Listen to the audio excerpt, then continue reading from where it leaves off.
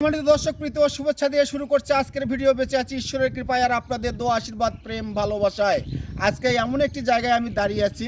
এই জায়গা সম্পর্কে বলতেছি, এটা পলাশবাড়ি থানার অন্তর্গত অচিনতলার পাথার নামক একটি জায়গা, যেটা চ্যারেঙ্গা বাজার এবং কমরপুর বাজারের মোটামুটি একটা মাঝামাঝি জায়গায় অবস্থিত। তো আজকে এই গাছটা সম্পর্কে আপনাদের আদ্যপান্ত তুলে ধরার চেষ্টা করব, আশা করি সঙ্গেই থাকবেন। আজকে আমি এখানে স্থানীয় লোকদের মুখে একটু এই গাছটা সম্পর্কে আপনাদের জানানোর চেষ্টা করব। দেখা যাক সঙ্গে কাউকে পাই কি কিনা। দেখি, একটু সামনে আসেন। এই গাছটা ওয়াচিন গাছ নামে পরিচিত। আজ পর্যন্ত এই গাছটা সম্পর্কে অনেকেই অনেক ধরনের ভিডিও করেছে। আমি জানি না কি তথ্য আপনারা জেনেছেন। আসসালামু আলাইকুম। ওয়ালাইকুম সালাম। চাচা, ভালো আছেন আপনি? আলহামদুলিল্লাহ ভালো আছি। আচ্ছা বাবা, আপনার বাসা কোথায়? এই যে পাশে। কাজে যাচ্ছিলেন বুঝি? হ্যাঁ, কাজে যাচ্ছি।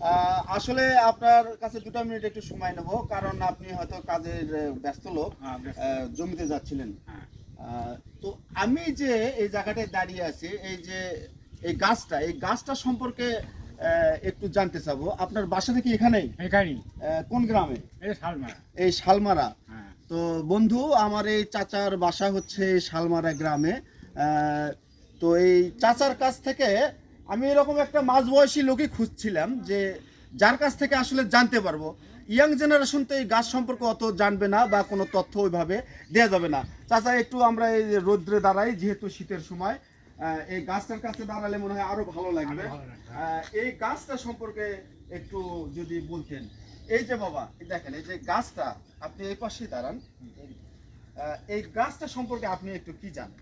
এটা বহুদিন দেখো বাপ দাদার পদ্ধতি শীত চলে গেছে, বলতে পারে না। এইরকমই এইরকম আসলে না। মানে আপনার বয়সটা বর্তমানে কত? মেলা আপনার 40 পার হয়ে গেছে। আপনার বয়স? হ্যাঁ, আমার 45 আর আপনার 40 চলে।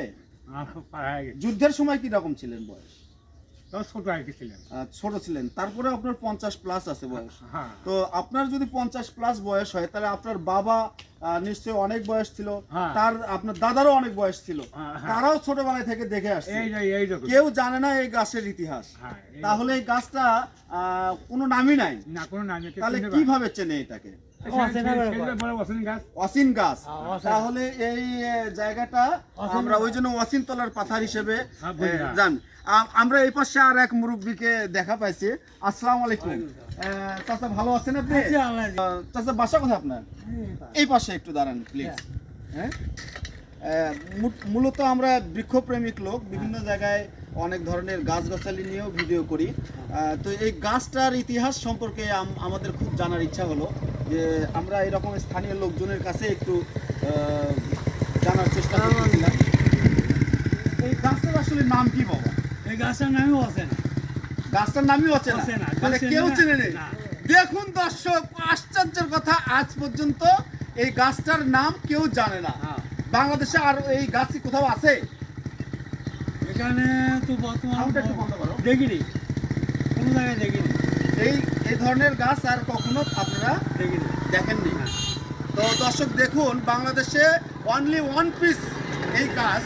বিশ্বে আর কোথাও আছে কিনা আমি জানি না, তবে এই গাছটা বাংলাদেশে এই পলাশবাড়ি থানাতে এই অচিনতলা পাথার, অর্থাৎ এখানে কাঙ্গালির বাজার যেটা আছে, এবং আমার যদি পূর্ব দিকে আপনারা লক্ষ্য করেন, হাঁসবাড়ি এবং কমরপুর, এখান থেকে প্রায় 4 কিলো দূরে হবে।